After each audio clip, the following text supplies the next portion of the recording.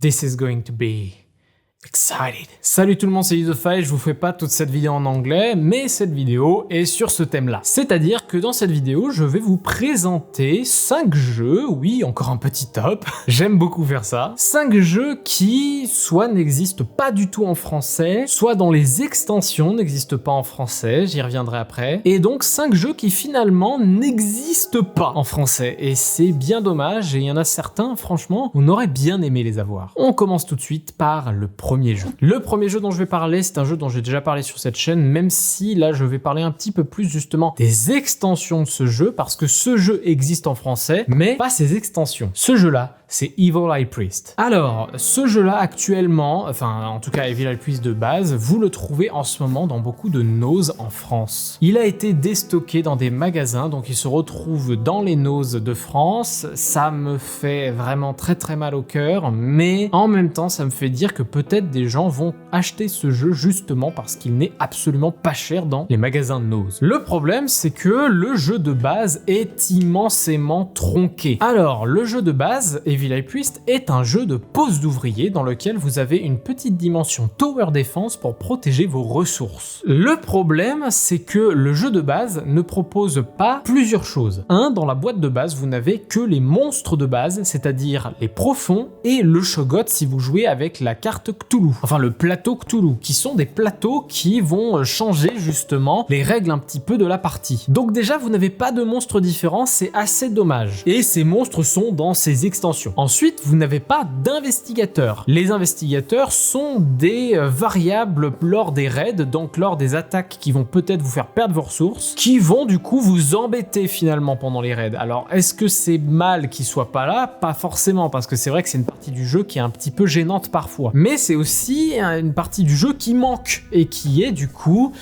dans ses extensions. Et la troisième chose qu'il manque dans le jeu de base, eh bien c'est l'action de grand prêtre. On a des cartes spécifiques qui sont des actions spéciales qui ne pourront être utilisées qu'une seule fois dans la partie, une sorte d'ultime, une action très puissante qu'à chaque partie on aura de différentes. Et pareil, ces cartes-là se trouvent dans ces extensions. C'est horrible parce que vraiment le jeu est ultra tronqué. Le jeu de base, il manque des éléments de gameplay et c'est vachement dommage parce qu'on a vraiment un jeu qui est assez bon, assez bien foutu, assez fluide, et ça c'est vraiment le propre des jeux Peterson. Et surtout dans ces extensions, du coup, on a 4 cartes, 4 plateaux supplémentaires qui nous permettent de renouveler nos parties immensément. Ces extensions-là, pour tout vous dire, je les ai achetées au rabais, normalement à 20$, sauf que j'ai dû les faire importer à partir du site Peterson Games. Et l'import depuis l'Amérique, ça coûte très cher. Pour vous donner une idée, je suis arrivé à peu près 70€ pour ces 2 boîtes. C'est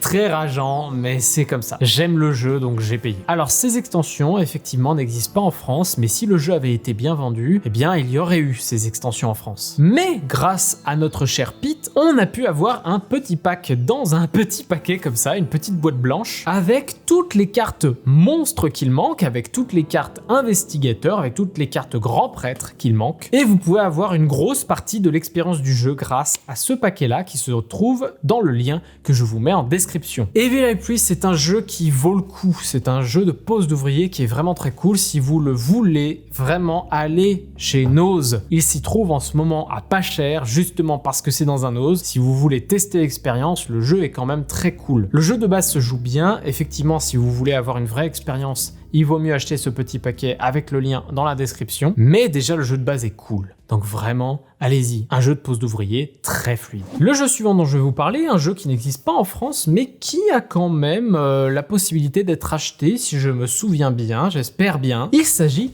du jeu Ruby. Ah, ce jeu Ruby qui est finalement le premier jeu de l'histoire des jeux de société sur ma chaîne. Et oui, car Ruby est la première vidéo jeu de société que j'ai fait sur cette chaîne. Il s'agit des règles du jeu Ruby. C'est un jeu qui, étrangement, j'ai fait les règles du jeu pour pouvoir avoir cette facilité de pouvoir jouer avec mes amis. Et j'y ai très peu joué. En fait, c'est un jeu qui est très sympa. C'est un jeu coopératif avec des cartes et le but est d'affronter un boss qui a pas mal de points de vie. Le but est de lui faire baisser ses points de vie à 0. Et on a un système d'initiative sur les cartes. Si notre chiffre est plus haut que celui du boss, on va pouvoir lui mettre des dégâts, etc. Ruby est un jeu que je n'ai pas beaucoup réussi à sortir parce que c'est un jeu qu'on a presque oublié dans notre groupe de joueurs. C'est un peu triste dit comme ça. Il faudrait qu'on le ressorte parce que franchement, c'est un jeu qui fonctionne très très bien. C'est un jeu que je vous conseille. Et si vous voulez plus d'infos, eh bien, cliquez ici pour avoir la règle de jeu. C'est un jeu très coopératif dans lequel justement on va devoir soit attaquer le boss, soit attaquer des sous-objectifs qui sont à côté. Et ces sous-objectifs vont pas mal gêner la partie, donc on va devoir parfois gérer, ah est-ce que là on fait ci, est-ce que là on fait ça, ah mais du coup c'est une grosse prise de risque à mettre cette carte là, parce que du coup si la prochaine carte on se tape ça, là c'est vraiment la merde. Il y a une vraie prise de risque, une vraie réflexion, une vraie coopération à savoir qu'est-ce qu'on fait dans un tour. Par contre je déconseille le jeu pour un seul truc,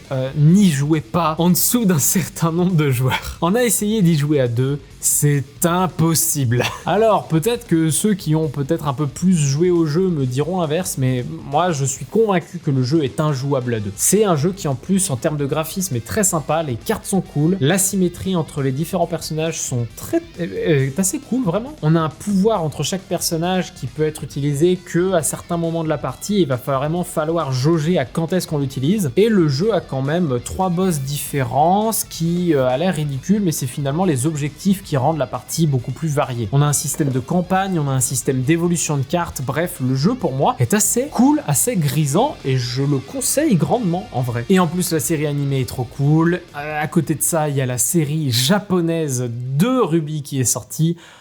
Qu'est-ce que c'est bon, putain! Le jeu suivant, je vous en ai vite fait parler dans une vidéo qui s'appelait « La spéculation dans le jeu de société ». Ah, cette vidéo qui a fait immensément débat, mais c'était ce qui était voulu. Ce jeu-là, c'est un jeu qui est quasiment introuvable. Il s'agit du jeu Resident Evil, le deck building. Vous le savez, j'ai longtemps présenté Resident Evil 2 sur cette chaîne, que j'ai vendu à présent, et j'ai gardé par contre Resident Evil le deck building pour 2 raisons. La première, c'est qu'il est introuvable, donc si un jour je veux y rejouer, je l'aurai dans le cul. La deuxième raison, c'est juste que c'est un deck building simple mais efficace. Je vous le cache pas, Resident Evil le deck building, donc un jeu qui n'est que en anglais, par contre c'est le thème de cette vidéo, c'est un jeu de deck building qui n'innove pas grand chose. Vous avez un principe où vous récupérez des cartes armes qui vont vous permettre d'affronter des monstres dans un manoir, et du coup la mécanique un petit peu originale, c'est qu'il va falloir piocher des cartes manoir. Le problème c'est que c'est un peu de prise de risque, c'est parce que si on va dans le manoir sans de bonnes armes, on peut se prendre des points de vie dans la gueule, et du coup, si on perd trop de points de vie, on a perdu la partie. Et en faisant ces combats dans le manoir, on va récupérer des médailles qui seront plus ou moins des points de victoire. Et lorsque un des monstres est tué, on arrête la partie immédiatement. Ce monstre qui est tué rapporte énormément de médailles, mais c'est pas forcément celui qui a tué le monstre qui va gagner la partie. Non, ce sera celui qui a le plus de points de victoire. En soi, c'est un deck building des plus basiques avec des cartes et des types de cartes qu'on a déjà vu dans pas mal de jeux de deck building. Notamment, cette carte vous permet de faire une action supplémentaire, cette carte vous permet de piocher une carte, cette carte vous permet d'avoir plus d'argent. Et on a une petite asymétrie avec chaque personnage qui va pouvoir avoir un petit pouvoir supplémentaire. Notamment, il y a le personnage Krauser qui a la possibilité d'avoir des dégâts supplémentaires lorsqu'on joue des couteaux. C'est très très fort parce que les couteaux sont gratuits. Resident Evil le deck building, j'ai pas grand chose à en dire de plus parce que c'est un jeu simple. C'est un jeu très simple, c'est juste un jeu de deck building avec une petite dose de Resident Evil et surtout une petite dose d'originalité avec ce côté manoir à explorer. Bref, est-ce que je vous conseille Resident Evil deck building? Plutôt, mais de toute façon vous le trouverez jamais, je suis désolé. L'avant-dernier jeu de cette sélection est un jeu qui est quasiment introuvable aussi, quoique il y a quelques annonces sur internet quand même qui traînent. C'est un jeu d'affrontement pur, on peut y jouer jusqu'à 6 techniquement, mais moi je considère que c'est plus des jeux d'affrontement. Il s'agit du jeu Load. Load est un jeu qui a été fait par la compagnie qui a fait Master of the Universe, que vous pouvez retrouver ici. Alors, qu'est-ce que c'est Load? Eh bien, c'est un MOBA en version jeu de société. Là, en termes de MOBA, il n'y a pas plus MOBA que ça. J'ai déjà vu des jeux qui se rapprochent du MOBA, mais vraiment Load est pour moi un jeu qui s'en rapproche le plus. Vous avez une map avec 3 couloirs à défendre. Sur chaque couloir, il y a une tour et un inhibiteur, le but étant de détruire au moins 3 de ces bâtiments. Ce qui est génial dans Load, c'est que pour le coup, c'est, je pense, une bonne entrée dans on va dire le type wargame, à balancer des dés très souvent, etc. Même si c'est un jeu beaucoup plus de plateau avec des cases, etc. Et il y a ce principe où vous créez votre équipe avec 12 personnages qui sont disponibles dans la boîte, et chaque personnage, comme dans un MOBA, est extrêmement différent. Ils ont tous une arme de base, ils ont tous des compétences qu'ils vont pouvoir utiliser avec du mana que vous avez à chaque tour, et croyez-moi, le mana ça va être votre plus gros souci parce que vous devrez gérer tout ça, et vous allez pouvoir vous balader dans la jungle entre les différentes lignes qui vont ramener des événements qui vont vous permettre d'avoir potentiellement de l'argent, et pour ça le jeu représente extrêmement bien les MOBA, donc comme les League of Legends, etc. Il y a aussi une partie du jeu qui est extrêmement intéressante, et bien c'est les différents minions, ou les différents creeps, ou les différents sbires que vous pouvez invoquer. À chaque tour, on va invoquer un certain nombre de sbires sur le plateau, et certains sbires spéciaux. Il y a 3 sbires spéciaux, les sbires défensifs, qui permettent d'encaisser plus de dégâts, les sbires qui ajoutent un dé d'attaque aux sbires présents, et les runners qui permettent à un groupe de sbires d'avancer le plus possible sur toute une ligne. Et c'est là où résidera pas mal la stratégie, parce que vous pouvez invoquer plus de sbires spéciaux dans un tour, sauf qu'il va falloir payer pour le faire. Donc il y a pas mal cette réflexion à est-ce que j'invoque mes sbires à ce tour-ci spéciaux ou pas? Est-ce que j'en mets plutôt ici, plutôt là, etc. C'est assez tactique comme jeu. Je l'aime beaucoup, et vous connaissez de toute façon mon amour pour les jeux d'affrontement depuis ma vidéo qui est ici. L'Aude est un jeu qui se trouve encore un tout petit peu, même si en soi il n'est plus édité. Je vous conseille sincèrement d'y jeter un œil. On arrive déjà au dernier jeu. Et oui, le dernier jeu qui est encore un Petersen Games.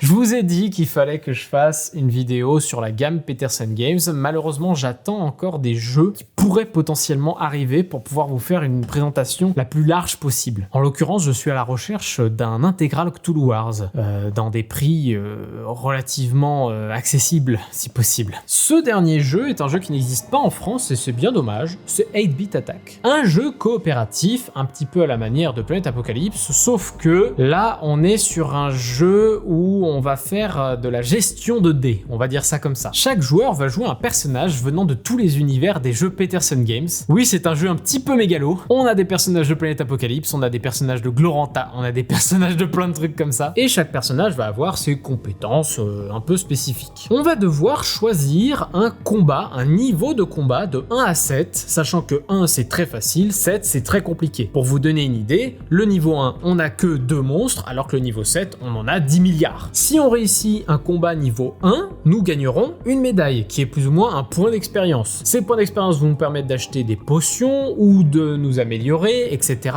Et à la fin de la partie, on va devoir affronter un gros boss, et pas un niveau classique comme je vous ai expliqué. Et ce gros boss est très compliqué, donc il va falloir vraiment recommencer et recommencer et recommencer pour vraiment être le mieux équipé possible avant le combat final. C'est un jeu qui peut s'apparenter potentiellement à One Deck Dungeon. Pourquoi? Parce qu'il y a ce principe de on jette les dés et on les applique aux monstres qu'on souhaite. Chaque joueur a 2 dés avec des faces soit d'attaque légère, soit d'attaque lourde, soit d'énergie. Les attaques légères et lourdes font toutes 1 point de dégâts, mais ce qui diffère, c'est surtout que les monstres qui ont une défense légère vont pouvoir résister aux attaques légères, les monstres qui ont une défense lourde vont pouvoir résister aux attaques lourdes. Donc on va devoir assigner ces dés aux bons monstres pour pouvoir mettre le maximum de dégâts et réduire au maximum les monstres qui sont déjà présents. Comme Planet Apocalypse, c'est un jeu déjà qui regorge d'asymétrie, qui regorge de rejouabilité et surtout qui, comme Planet Apocalypse, a un plaisir de victoire incroyable. J'adore 8-Bit Attack pour ça, c'est pour moi un jeu